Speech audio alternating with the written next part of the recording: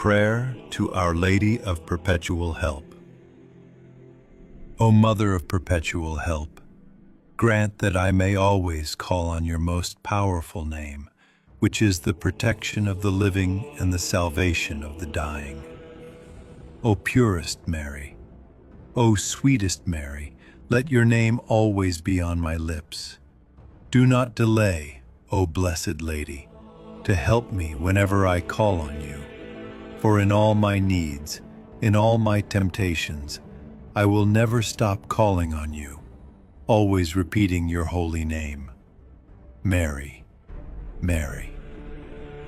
Oh, what comfort, what sweetness, what confidence, what joy fills my soul when I say your holy name, or even when I think of you. I thank God for giving me, for my good, so sweet, so powerful, so lovely a name. But I will not be content with only saying your name.